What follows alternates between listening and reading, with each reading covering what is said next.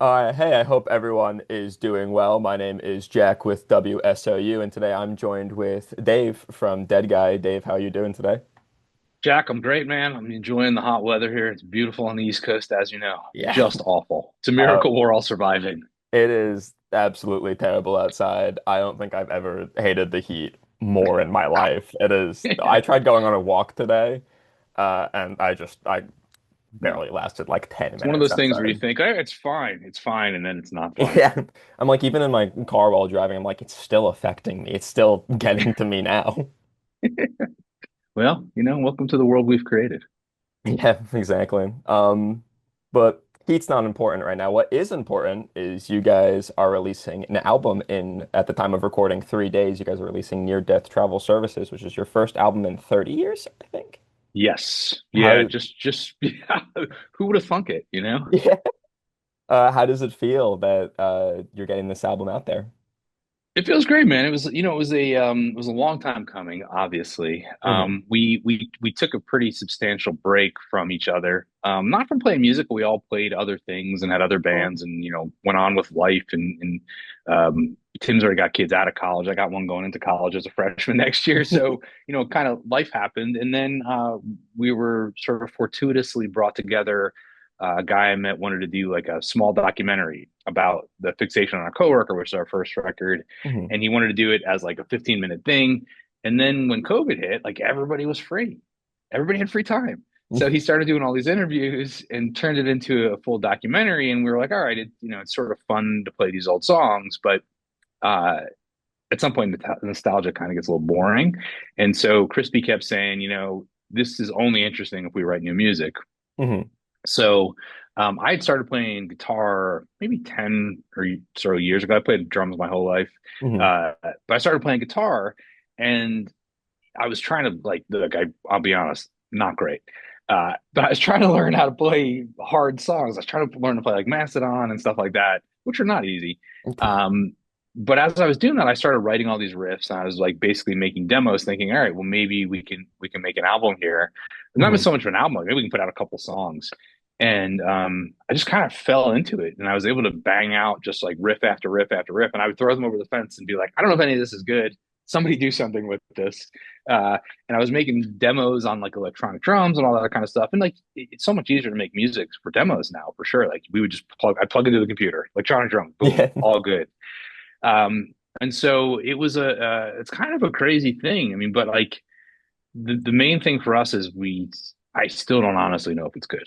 Like I feel like we like it, and we've been fortunate, and what we were the people who have heard it have been pretty pumped about it. Hmm.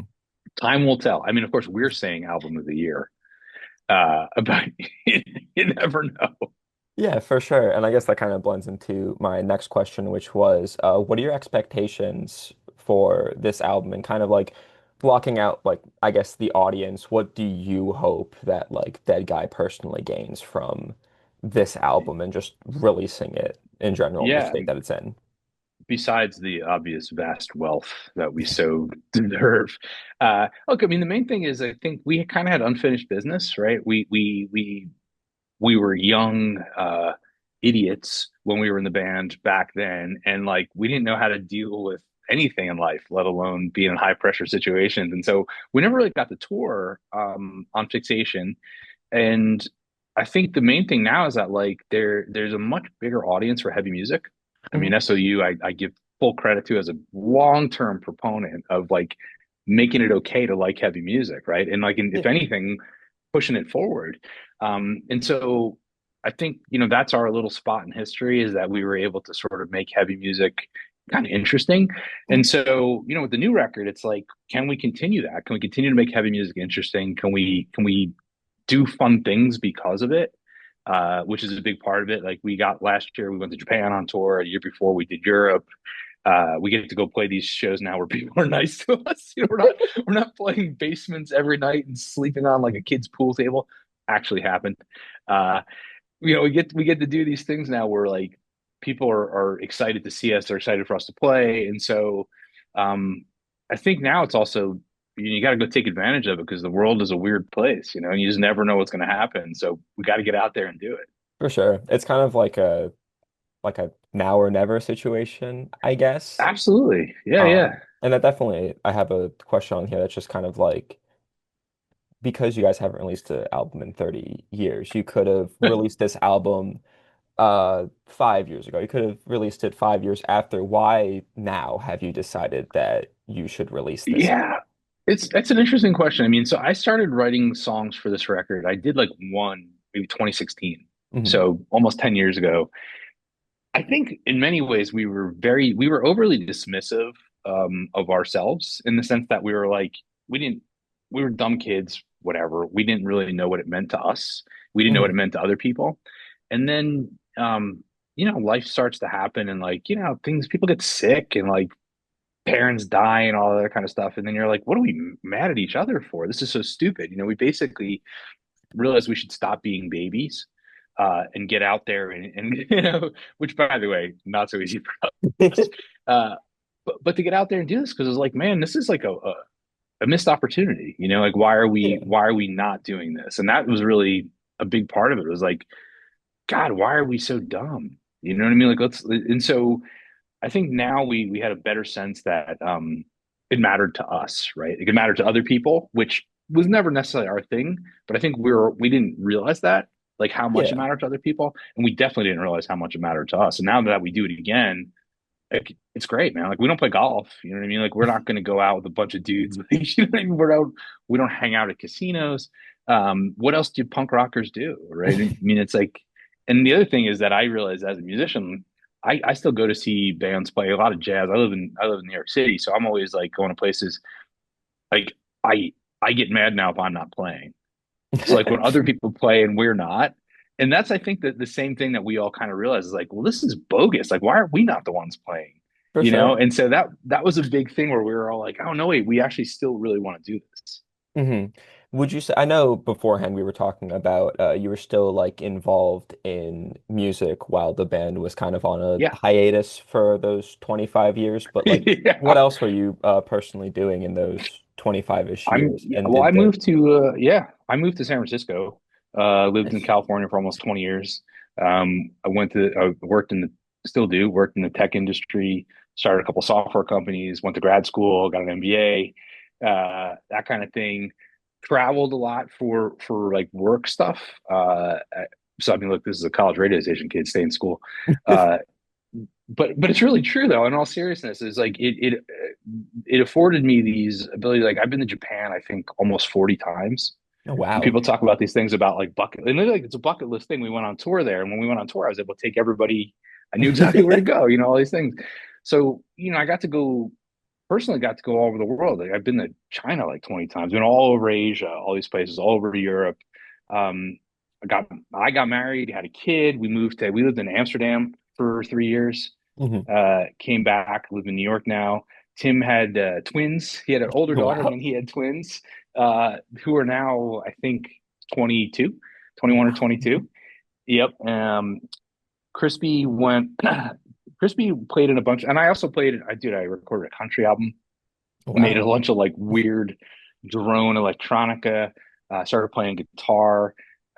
Keith moved to upstate New York and got married. Crispy has lived in a variety of places in New Jersey. Uh, everybody's got jobs. Jimmy Baggs lives in New Jersey still and down in Long Branch and is, of all things, a sound man, mostly for the NHL. So if you watched the Stanley Cup, Jim was on the ice every night on sound, That's carrying the sound, awesome. which is pretty funny. Yeah. And Pops, who was our first bass player, he is a high school teacher. And he's one of the ones who sort of made us realize, like, man, we should really do some stuff. He had a kidney transplant. He talks about it openly, but he had kidney disease. You're like, what the heck? This is like a guy who was our roommate for years. And me and Crispy were like, boy, this is really weird. Like this is the first person that this close to us Hmm. that was like sick, like sick, like not like a little Yeah. bit sick. Um, and so, I think fortunately everybody has gone to have like a pretty good life. Like we're all pretty fortunate in that got jobs and things like that. And joking aside, I mean, I think you can't underestimate. the importance of like I always think like people talk about going to college or whatever. The things you learn, and like now I whatever I'm in management now. The things you learn when you're in a band or you're in college or whatever else is not always about the subject matter. It's more about like how do you manage things? How do you manage people? How do you Yeah, get along? And those skills are really what get you through, especially in a band, especially in super stressful times. You know, for sure. like no one can even believe the stories I tell about like we would break down like every 2 hours or whatever, like go to sleep on the side of the road, you know, like where we had $0 with like a map. You know, like literally like, we would have maps because this was before cell phones and we were on tour. Hmm. I mean, you pick your explorer. You like Magellan, like we were that guy, like on a boat down the Hudson, uh, and it was a different time. So I mean, I think we all were like when we finally got in the room together, we couldn't remember why we were mad at each other. We realized like everything we were mad at was just so minute in Hmm. comparison to the stuff that we want to go and enjoy. And like it's pretty hard because I mean, look, for better or worse, we're a little bit old now. Um, it's really hard to find things that are satisfying to do at this Hmm. age, as well as absurd as it is for us to go out, five idiots, play this ridiculous music and have people be excited about it. You know, we Hmm. played we played this festival in Manchester 2 years ago, Damnation. It was Hmm. awesome. We'd never been to we'd been to England, but we never played there. Hmm. And we played like they had like a pre-show party and then we played the festival as well.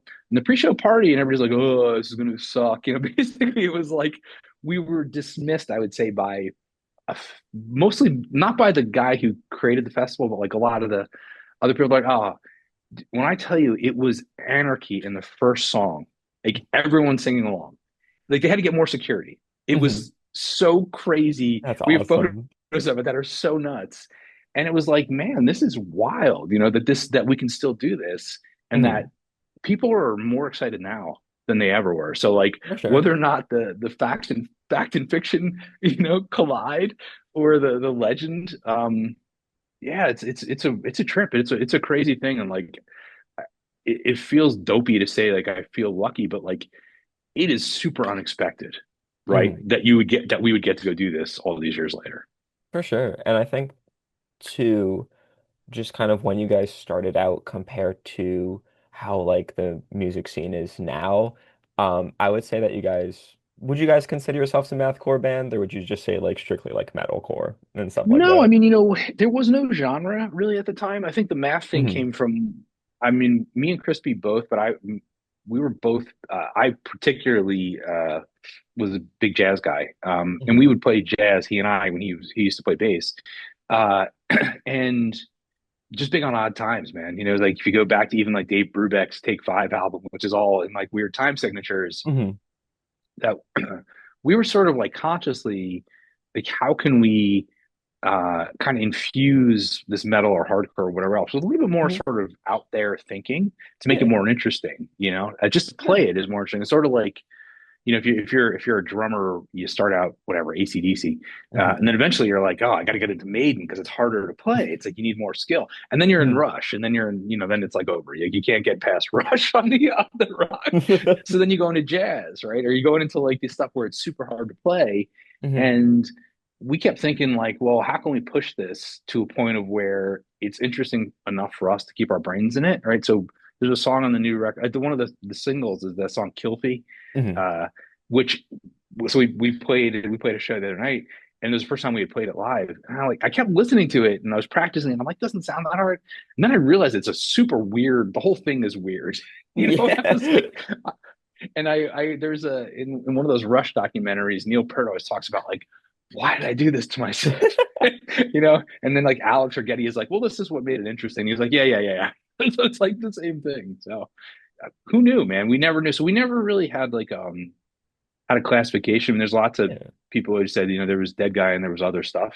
And then there was bands that took it, like Dillinger went and took it two levels beyond. For sure. Yeah. I think in that case then too, it's like from just like basically like creating this genre, then it's like back in 1995, I think Yeah. it's like people were so, I would say even like close-minded. And I think Yes. like even then it's like I could have my timing wrong, but like new metal was still kind of like up and coming. Then I might be It had off just by a yeah, it couple just barely. They years. had Corn. I remember hearing Corn when we were on tour with a band Mhm. called Bloodlet, if you're familiar with them, Mhm. and us all being like, oh man, these guys are a little bit jocking our sound. You know, Yeah. they made it sound better because they had more money. But yeah, it was like early new metal. You know, we were in a kind of a weird time period of like post Black Flag, but Mhm. before Pig Destroyer, or you know those other kind of things, or Yeah. really even like Lamb of God was still they had a different name at the time. Uh, and Mastodon was a bunch of other things, right? So all these bands, like we were kind of in that early period, and Dillinger probably the closest fast follower, Mhm. where they went and you know to their credit, they took it and they just kept going and going and going and going and going and going and going and Yeah. putting more further and further out, which made it, you know, it's interesting. Or Converge is another one. We used to play with Converge a fair bit, and they kept going. You know, it's like Mhm. it. And we played with them recently, and I was like, my God, this is a lot. Like it's a lot to take in. You know what I Yeah. mean? It is pretty fascinating. There's another band we play with pretty often called the Red Chord, and when I see them, I'm like, it's it's it's so much mentally you know, to take on Yeah. that I'm always amazed that they can pull this off and like it's effortless. And that's like maybe a little bit of the perspective. We played with this band in Japan for everybody to go Google called Palm, Palm. Yeah. I think I know. They sound familiar. So heavy. And it was like getting hit by 50 trains at the same time. You know, and it was like and now I have like a new respect for that. And then they're like, and all these bands were like, well, you guys started this. And I'm like, all right, if you say so. You know, I didn't listen to Fixation for I don't know, 20 years. My child is 18. Yeah. She probably didn't I think she liked getting the t-shirts, but even that, so I don't know, man. I think I missed out on most of it. You know, that's the thing. And that's like Yeah. in hindsight is like we shouldn't have been as dismissive as we were. Mhm. On the other hand, I think it helped us with the new record to bring the edge back. For sure. And I think too, it's like I feel like now there's so much more of an appreciation for just music and not really like it Yes. can sound as weird as humanly possible. Like that just kind of Totally. like doesn't matter. The concept of genres has kind of just been thrown out the window anymore to where like you can make Yeah. whatever you want. I think because of that, there's just kind of a newfound appreciation of music, period. And I think especially for you guys, it allows you to take what you were doing on fixation and kind of evolve it into something more. Yeah. No, I think that's a great point. I mean, I think it's interesting the breadth of what people listen to. I mean, you say what you will about streaming and whatever else, Hmm. but the breadth of what you listen to has really, for a lot of people, has gotten much, much bigger, right? Yeah. And like a lot of the festivals and shows, like in olden times, or even recently, I've seen like just whatever they are, these Cleveland beatdown bands, and there's like five of them, or Jersey Pride, you know, moshcore bands. Totally cool. But then you go to some of the other things and you're like, we played with Napalm Death, which was sort of to me was like a little bit out. And people are like, no, no, no, this is Mhm. exactly it. People who like this, like, yeah, cool, right? And a bunch of other bands like this band called Midnight. And then when we played in the UK, we oddly enough, where there's like a bunch of kind of heavy goth bands. They Mhm. were almost sort of like typo negative, but kind of sounded better. Uh, and there were so many bands that sound like SOU, a classic of Vision of Disorder. Like Mhm. there's a million bands that sound like Vision of Disorder now, which is interesting to me. And so yeah, I just think people's minds have opened up a little bit. For Some of it sure. has been forced upon them, right? Because they didn't know what they're getting in the algorithm. But yeah, it is interesting. And like I would say you're a young dude, you know, you hear a lot of different stuff. My child is 18. Her the breadth of music she listens to is like staggering. Like it's all over the map. And we didn't have that opportunity when we were kids because like you had to go buy a record. And if you Mhm. didn't own that vinyl, that's why I think, you know, it's interesting. Um, like Kiss for me was probably my most important band growing up, followed by Iron Maiden. And I can still play those songs now on any instrument. And that's all we had. You know what I mean? Like you didn't Yeah. have, I couldn't go on Spotify and do this. And so it is interesting to me. And I do feel like it kind of widened the aperture Hmm. and it's made it easier for bands like us to go out and play and honestly not even seem that brutal compared to a lot of the other stuff that's out there. Yeah, Like for sure. we're like a happy-go-lucky band compared to like a Pig Destroyer or Yeah, somebody like that. for sure. And I guess kind of like last thing before we move on to the album, it's also just like I feel like there's a lot of like nostalgia factor that plays into it when it comes back to I always use like deathcore as this Yeah. example where uh did the whole MySpace deathcore thing moved over to more of like a melodic deathcore thing.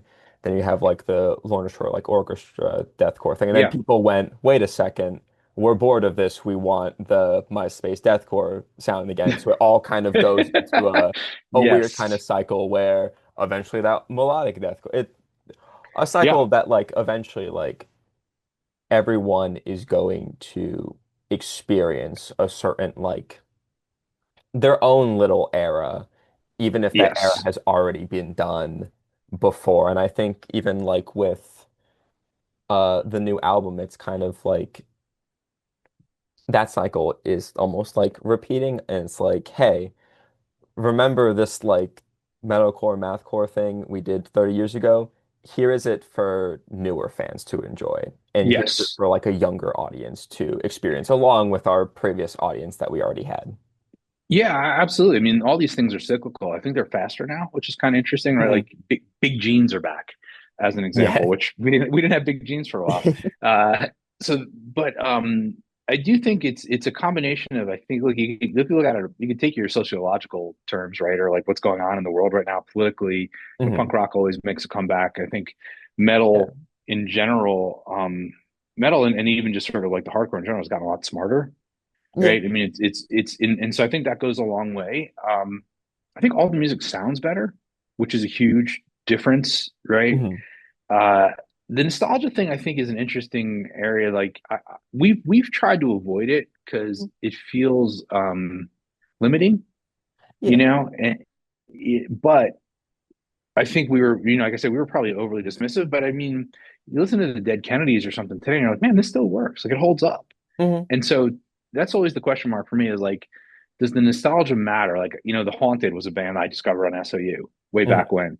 At the Gates was another one, like all those like Gore Fest, like all these Swedish bands and lots of Carcass, uh, and all those things. And you're like, man, Carcass is another good example. Like that should have been over in the '90s. Yet somehow Yeah. Carcass is like playing stadiums, right? And Hmm. so I was wondering, like, is this just sheer force of will and good for them? Or did the bass really? I like to think that the bass increased because just people's knowledge of heavy music got so much bigger. Yeah, for sure. And I think that just kind of going back, there's almost like a newfound appreciation of music rather than like you'll have metal fans now that like pop music. And Yes. I wasn't alive back then, so I don't know. But from the sounds of it, that wasn't always the case. And you always Yeah, it was very want to much like not the case. Yeah. stick with your specific genre. So now seeing bands like Carcass kind of explode is almost like they found an audience where more people are getting into them because people haven't necessarily like limited themselves to just one specific genre. Yeah, absolutely. I mean, there's a lot of bands, especially when you kind of get outside of even the tri-state area. Hmm. Um, there's a band called from Japan called Boris. I don't know if you're familiar with them, but they're this weird. To call them an enigma would be the appropriate thing. They have a couple albums that are just drone, super heavy, just like a guitar, like through like 100 orange amps. And that's like 40 minutes or something. And then they have like a pop album, and they wear weird makeup and so I've seen them a bunch of times and they've gone from having like these sort of depressed kind of goth fans to like pop punk kids super Hmm. into it. And I never know what they're going to play. So every time I go see them, I'm like, which band am I getting? But it is interesting because like I just feel like I think people's horizons have broadened in a weird way, and partially like a almost like a pushback because of the Spotify era, Hmm. right? And all the algorithm driven whatever. But also it's helped. Like it started to open doors for people, and it's done jack for musicians in terms of making money. Yeah. But I think it's helped fans. Same thing with YouTube. I mean, it's really gone a long way. And same Bandcamp, same deal. Like the discovery engine um, has helped, despite the fact that it's generally eaten all the money out of being in a band at this point. Yeah, for sure. And kind of moving more into Yep. album stuff, you guys worked with producer Steve Evans. I hope I'm saying his last name right. Yep. Steve Evans. Yep. Our You homeboy. worked with him for this album, and he's the same producer you used for your first album. What Yep. made you guys want to use the same producer this time and not try someone else or go with maybe like a more like modern producer or something like that? Yeah, well, I mean, I think we didn't fully understand what a producer did way back when. And then Hmm. as we started to learn, the big thing was like what a producer kind of where it helped us was that we came in with pretty well formulated ideas and demos. And when we met up with Steve, which years, even just whatever it was, 2022-ish, Hmm. I said, I got all these songs, give them a go. And he's like, I'll take a listen. I sent him like 60 songs. And he was like, all right. So he went through all of them and started to pull out parts. Hmm. And we showed up with like, all right, we think we've got these songs baked. We were making really good demos for him to listen to and try to figure out and help us fix. The main thing was that he pushed us, right, in terms of almost you have the musical side of it where you have to make the songs better, Hmm. but physically, uh, more than once we got to a point where I'm like, dude, I cannot hit any harder. Like I'm at, and like I already hit hard, uh, and pushing Tim on the vocals really hard, both in terms of like kind of like word positioning in a song, Hmm. but just getting the voice out there and using using like we they listen to the Fixation raw vocal tracks. I'm like, oh, here's what we did. We put on this effect, and this is how you got there. Hmm. Now go try this in the modern way. So so obviously, we had a good working relationship. Your producer is going to push you, and you're always going to be a little bit pissed at him because it's like Yeah. at some point you kind of hit a wall. But with Steve, we knew what we were getting into. The thing was like we listened to a lot of records, and for better or worse, a lot of them sound the same. Hmm. And that was the main thing. I was like, we're like, if we're going to do this, we need this to sound like us, and we need to go spend a little bit of time on that. So, I literally bought like 5 or 6 snare drums, and we bought like 30 cymbals. Which, Wow. by the way, the entirety of the band, one snare drum, one set of cymbals. Okay. And similarly, we went and got our bass cabinets, and Steve got this crazy, these amps that are like $4 or $5,000 a piece for the heads to just try to Hmm. do it. And we really spent a lot of time being like, we got to find a sound. And all these new school bands, like I have nothing against them, but they there's that same production quality. It's very Sure. clean, very dry. Uh, it's not what we ever sounded like. Hmm. And so it didn't make any sense. We actually did a bunch of demos on like a ultra new school, like a small scale recording house, uh, and we heard it and we're like, it doesn't sound like us. This is not it. And it was the exact sort of like whatever modern kind of recording. Hmm. So with Steve, we knew what we were getting in terms of him being able to push us. He had done so much of our work already. He's a fan. He knows heavy music. Hmm. Guy's done like something like 300 or 400 albums. Uh, so he was well versed. Um, and we also knew that we knew he would push us, but we also knew that we could go to him with like ideas and be like, "Hey, is this stupid?" And he would say yes. Right. So that was Yeah. you underestimate how much editing you need, on these Yeah. things, and it's super hard.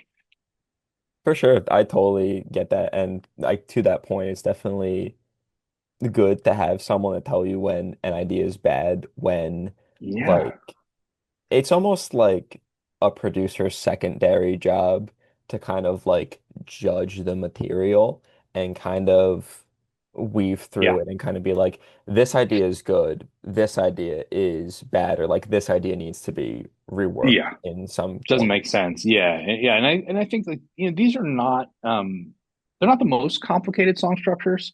Hmm. Uh, we did alternate takes, for example, on some of them, like where the whatever the drums are super out, like just lots and lots of fills and that kind of thing. Hmm. And that was the other side of it. Is like we had to go back and say to him like, does this sound like something people will listen to, right? And Yeah. there's a point where we're like, in the drums in particular, like, are we over? Am I overplaying this? And he's like, well, we did more fills in like three songs than we did in the entire fixation, and now we all listen to it and we're like, man, there could be more fills in here.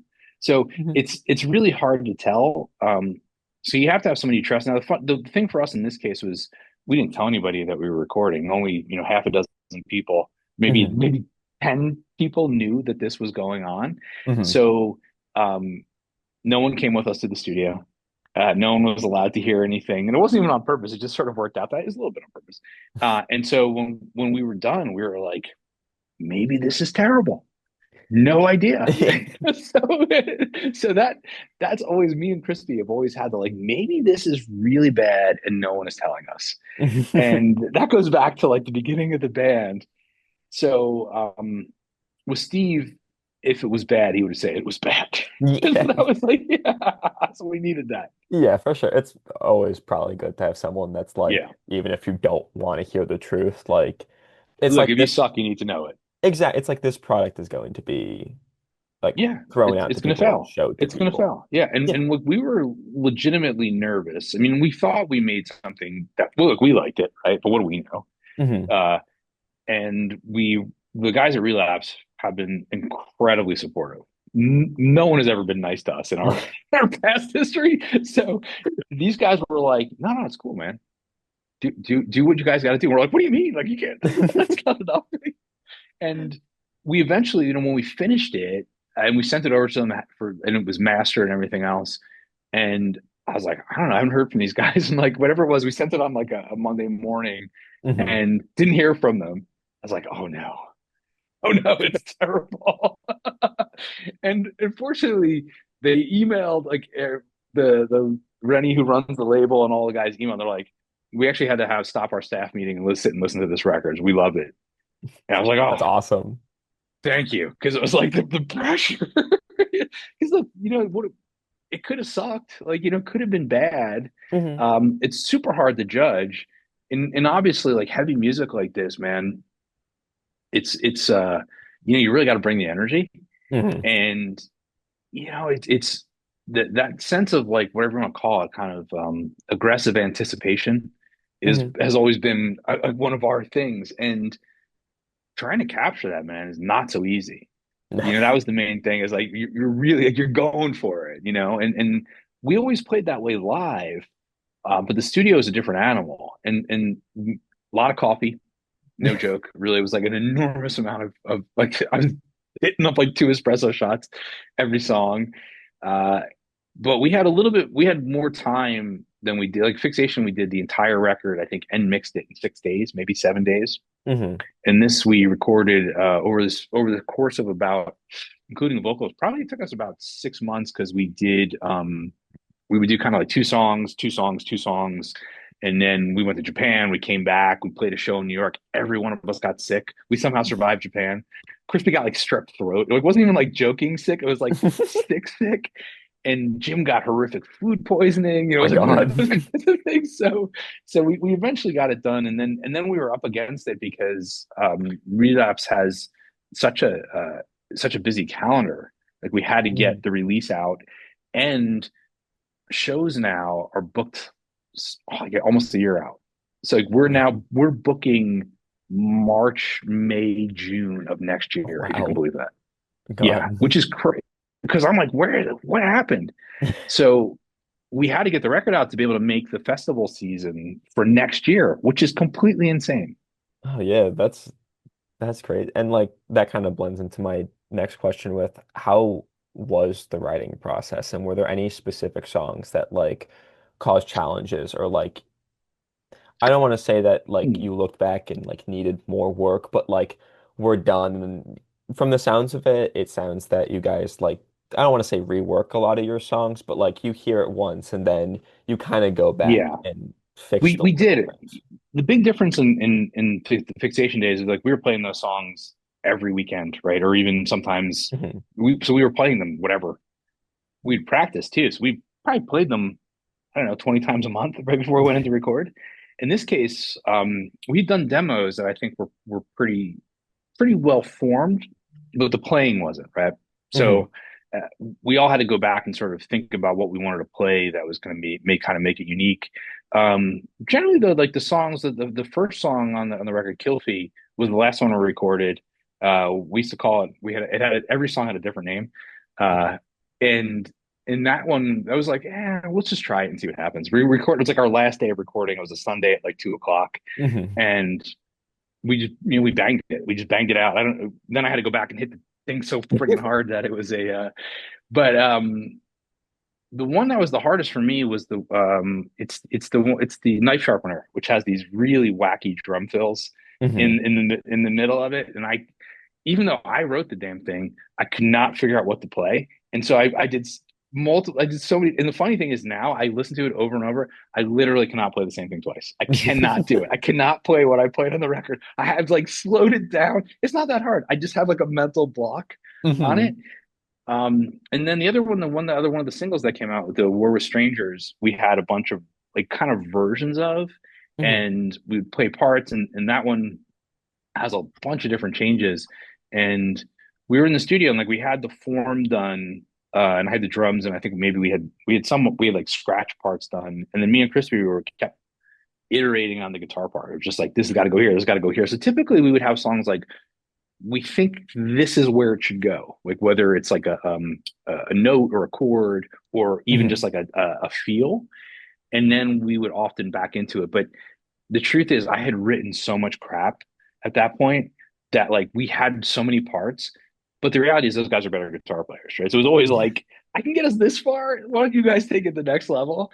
Uh, Yeah. but I mean, that's what being in a band is, right? Versus being a one man show. Hmm. Um, and so that process was actually like, we never really hit a wall. We had one wall we hit in the New Best Friends where the end has a Slayer part, and we Hmm. knew we needed a Slayer part, and like we were just all too fried. It was like 9 o'clock at night or something, Yeah. and so they called Keith. They're like, "You need to write a Slayer part." And he, 5 minutes later, he's on FaceTime and he's like, "Okay, here's the Slayer part." So Crispy did his thing. Keith came down the next day and recorded it, and so those were it was fun. I mean, look, we're not Metallica, right? We're not going to spend Yeah. 6 months in the studio. Hmm.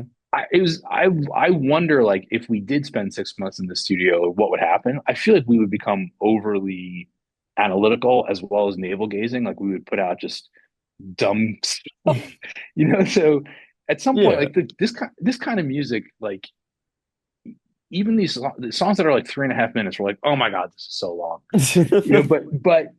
but people need something to latch onto. That was the big Yeah. like learning. I think as a musician, like band Sleep, I'm a big fan of. The songs are too long, Hmm. but we were bad at letting stuff breathe. And I Hmm. think the human ear and brain are trained to enjoy repetition and to enjoy a little breath in a song. And so we were a little bit more conscious of that we didn't understand it back in the 90s. Yeah, for sure. And I think too, from the sounds of it, you guys did a good job at, even though you did have this specific deadline and you did need to get the album out by a specific time, from the sounds of it, it never felt like you guys rushed through the writing process and never, I guess, like, kind of to be like, this has to get done now. And, Yeah, a little bit. We started to get there uh, a little bit, but it yeah. wasn't. It wasn't. We weren't freaking out. But Hmm. look, the reality was, if we missed the date, we missed a year, Hmm. right? And then it would be like we don't get to do all the school stuff. We don't get to For go to sure. Europe. We don't get to go to Japan. We don't get to do all these things, Yeah. right? And so I think everyone kind of intellectually understood that. But Keith lives in upstate New York. Tim lives in Philly. Jim lives in Jersey. It's like all these things. We were trying to align all this stuff. Steve Evans had to go do like a mixing gig for a week somewhere. I can't remember, for Hmm. some major label that he had done the album, like whatever it was. He recorded the record like 5 years ago, and they finally were ready. He had to go Yeah. mix it in California or something. So, Wow. but yeah, I mean, look, yeah, I think the pressure helps. It helped us, For right? sure. We Yeah. can't be left alone with our thoughts. Hmm. You know, Yeah, I got that. And I think too, it's like almost with that set deadline and the yeah, pressure, it kind of comes out in everyone's performances on like that's the release to everything, and that's almost yeah, like a therapeutic style of Absolutely. playing for Yeah. sure. Yeah. It's very hard to get that in this day and age, to get that is to get that release from whether it's school or job or whatever else. I mean, Hmm. and I think that's I really underestimated. People would tell us like, oh, this music really meant something to me. I was going through, I'd be like, I appreciate that. I don't know how to relate to it, but in hindsight, I'm like, well, I do know how to relate to it. I went through this, same thing. We all had the same Hmm. various stresses and didn't know what to do with it, whether it was, whatever Iron Maiden or whoever. But growing up in like the hardcore or the punk scene, it's kind of always part of it. Like you always needed, you sort of, maybe we didn't intellectually realize that that's what we were doing, Hmm. right? But now we're like, oh, I get it, right? Because you see it happen, and um, I think we need it personally, right? And that's the music we play is that, and I think if we can do anything that makes people feel better, especially playing stupid heavy music, like that's a bizarre thing, For and like sure. I'm here Yeah. for it, like I'm all in if that's what's gonna happen. Yeah, for sure. And I think too, it's like a lot of music that connects with people I have found is just like they listen to it and they go, oh, this is another person that's experiencing what I'm experiencing right now. Exactly. Yeah. And And like, look, life is tough, man. Like, it's funny. Like, mhm, life is short, but it's also very long and painful. mhm, And like whatever gets you through, I think it's really important to recognize that these things can be helpful. And we're not, we're never like it's not our thing, but like, we're pro people like having opinions and living a life yeah, and doing all these things and not being depressed and like it's not my life's work by any means, but like I'm glad that anyone feels positive by something that we put out. yeah, for sure. And kind of moving along, I was curious to how you specifically went about trying to one up your playing for this album, and how did you we kind of talked about the changes in approach from fixations to near death, but how like specifically did you go about writing Well, drum parts and figuring out drums? I studied all through my whole life. I took Hmm. drum lessons forever. When probably like 2012, I was still living in California. I started studying again, kind of full time. And then had real bad carpal tunnel, which is how I started playing guitar. Bizarrely, I couldn't play drums, but I could play guitar. And it was weird. But I started practicing a lot, and then my guitar playing got better. And mostly though, like it's always a matter of playing. That's the thing as a musician. Like you just got to play. Yeah. Anybody will tell you that, especially jazz guys. Like you have to play. In this case, I kept thinking, man, like it can't be boring because now I'm competing with like Braun from Mastodon or what Art from Lamb of God. Like those Yeah. kinds of things. I'm like they're playing some very heavy, very difficult stuff, right? Those songs are not easy to play. No. I played along with them, and I'm like, and the funny thing is, like, you watch a lot of these YouTubers who are like doing covers of these songs, and you're like, dude, good cover, but Hmm. like, you didn't create those parts. Like these dudes figured out these crazy fills, right, or these wacky time signature feels and whatever. And so I actually sat down. And I live in New York City, so you got to take this as crazy as it is. I got these like mesh drum heads and low volume cymbals, and set up drums in my apartment, in my office there, and practiced. Like I didn't even tell my neighbors. So they had to have heard it. There's no way they didn't. Uh, but I would sit there and I'd be like, okay, this is the song structure. I'm gonna go play it. Basically, I'm gonna play it this way. I'm gonna play a little faster, right? I'm gonna try it, see what happens if I go faster. Maybe we'll Hmm. raise the BPMs, kind of thing. Play it where it's super over the top. Go for the mastodon. Play. Brand always says he gets paid by the 16th note. So he's if you overplay, what happens? If you underplay, what happens? Hmm. If you hit hard as hell, like what happens? So I was fortunate. I was like fortunate in that we went in and banged out a couple songs very quickly, which kind of set the tone a little bit, and they weren't Hmm. the hardest ones.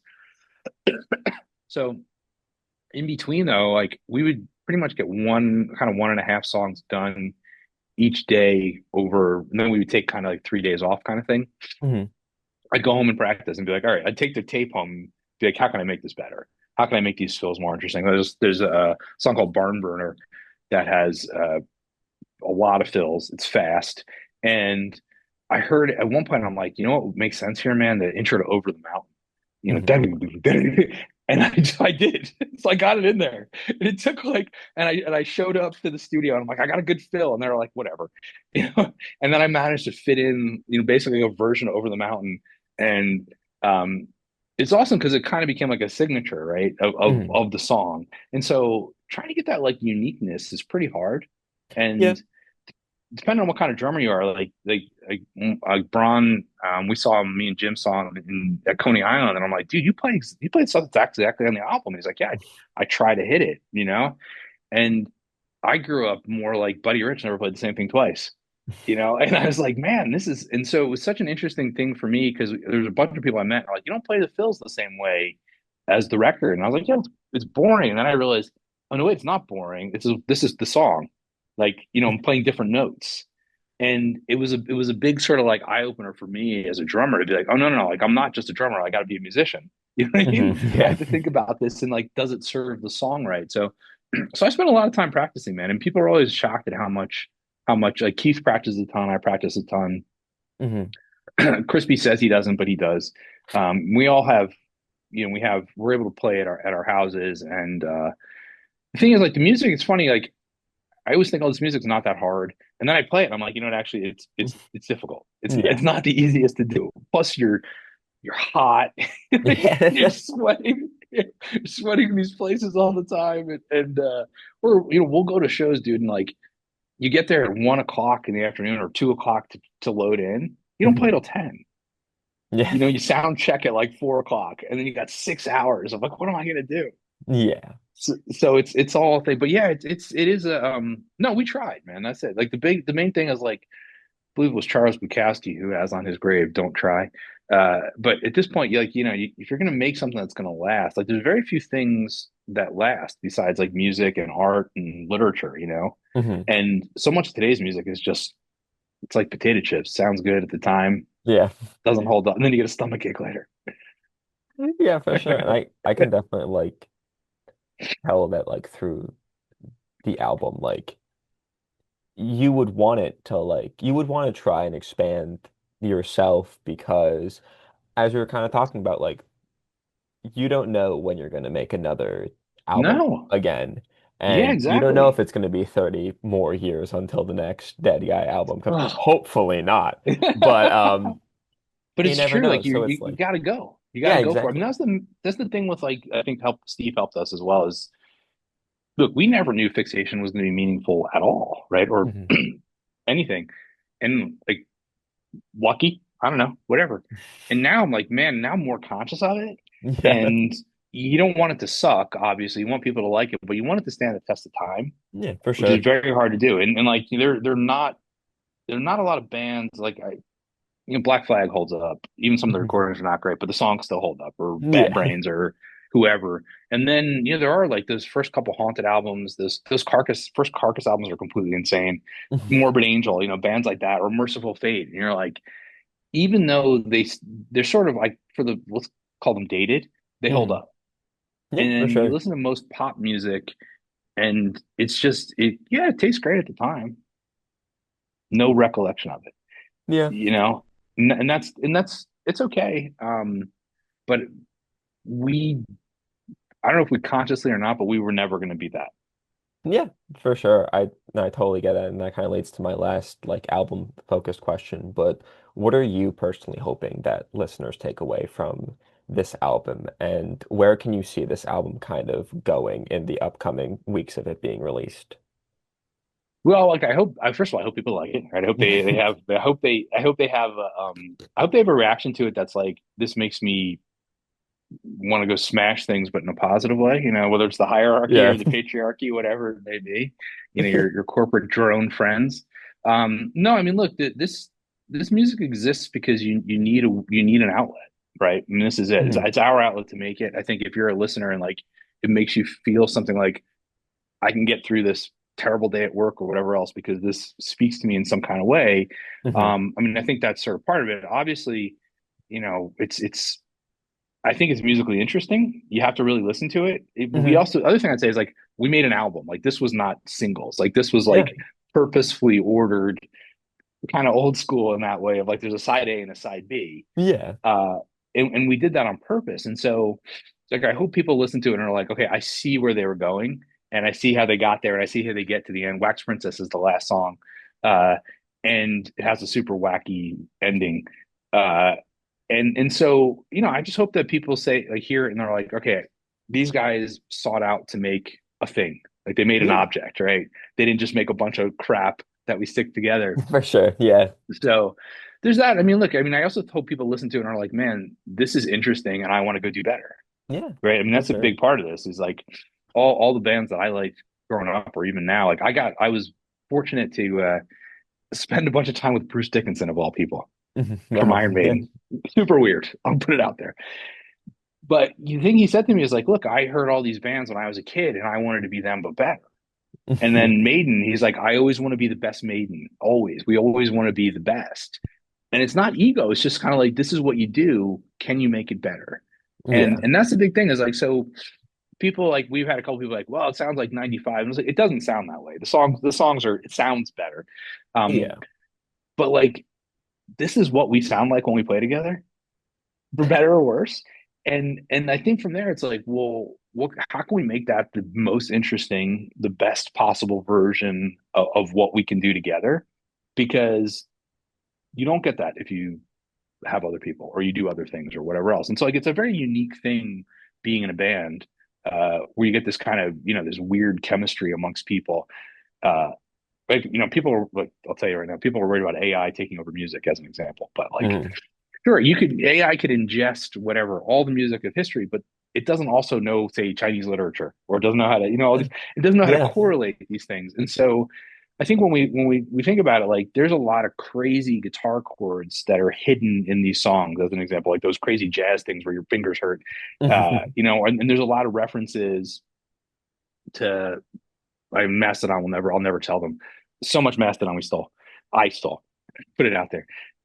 There's a ton of jazz. Like there's so much John Scofield. No, in all seriousness, Mhm. I borrowed because I was trying to learn how to play it, and I would come up with a riff or whatever else. There's all these things. I'm like, I hope people listen to it are like, I'm going to do this. I'm going to do it better, or I'm going to make it more Yeah. interesting. I'm going to go take it this and that direction.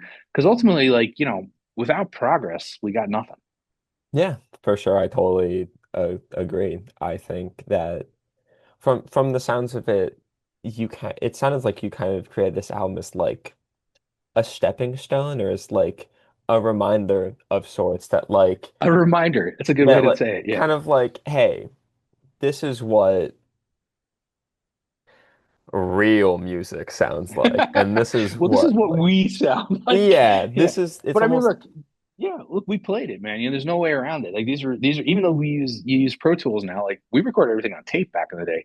We played all these songs. You know what I mean? Like we mhm. sat there, we played it, we did overdubs, all those kinds of things, and it wasn't manufactured, right? And it's unique to create something, and so that's like I feel good about that. It's a good takeaway of like we created something unique.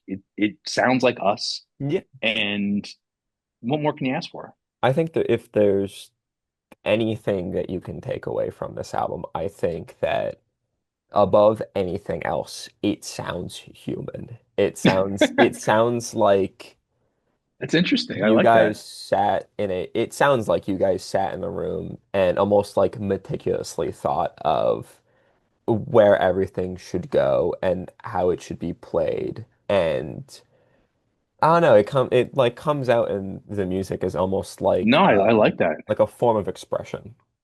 For sure. I mean, look, if you don't have that, what do you have, right? Like what it's got Yeah. to come out in some form. Lots of great writing in the world, lots of great art in the world. Music is the alternative, right? Yeah. If you're in the liberal arts, you're not. So I like that. I mean, I like the idea that it's human, I think is really strong. hmm And the reality is, like I said, like this is what it sounds like when we play together. hmm Could have been anything. Unlikely to be pop punk, but you never know. Uh, and so I think like that whatever you want to call it, that alchemy of people is pretty hard to come by. So hmm that's the kind of stuff for me is like I kind of appreciate that. I appreciate it way more now than I ever did. And also just knowing how hard it is to be in a band and live a life and do all these other things. Like friends of mine who are full-time musicians, like Ben from Dillinger, who's also in Suicidal. or Jay Weinberg, and these guys. Like, Yeah. man, it's hard. Like, it is a lot of work, but Yeah. it's also like kind of amazing that you can make a life out of it. And so, like, if we can get one little sliver of that, we're cool with it. Yeah, for sure. And I've I don't want to keep you too long. We've almost been here for an Oh, hour, so I yeah. just got See, you said this, and I that's what happened. did Yeah. say this before. I just got one more for you. Yeah. I just want to I'll let you plug whatever you want to plug Dead Guy related. I just want to know that what does the future hold for Dead Guy in the upcoming Yeah. months, in the upcoming Um, year? Whatever you want to plug it. yeah, immediate future. Look, we got a couple shows coming up. July 11th in Long Island, July Mhm. 12th in Garwood, New Jersey at Crossroads. July 13th, we're doing an in-store at Rough Trade Music, courtesy of our friends at New Noise Magazine. I believe we're doing some WSOU ticket giveaways, by the way, for these, which is always fun. Um, and then we're playing a bunch of shows all around. A lot of them haven't been announced yet, but we're going to do like Richmond, Virginia. We're doing Texas. We're doing Denver. We're doing a bunch of European stuff. Uh, Mhm. and then we'll see what happens. But the main thing is we got to get out there and spread the gospel a little bit. We got to let people Yeah. know that we got to go deliver the goods. And really, I mean that's the most fun part, right? Is still you write all this stuff, but like unless you go play it, it's just not satisfying. Exactly. I So 100% we got agree. to we got to get out there and play, and that's really that's where we're at. And like we'll see what happens. We started working on new material already, knowing it Oh, takes a wow. while. So we'll go from there, and we'll see if life gets in the way again. I don't think it'll be 30 years, but Hopefully you not never 30 know. years. Yeah, you never know. Well, yeah, thank you so much again, Dave, Awesome, for man. doing this. Appreciate Yeah, it. Yeah, it's everyone fun. be sure to check out Near Death Travel Services. Uh, it's probably out by the time you're watching this, so you don't have any excuse to not listen to it right after this Yeah, we interview. need your $9 or $12 or however much it costs. I don't know, but we need your money. Let's put it out there. For sure. And yeah, Dave, thank you Awesome. again for doing this. Thanks, man. I appreciate it. Of course. Thanks to SOU as well.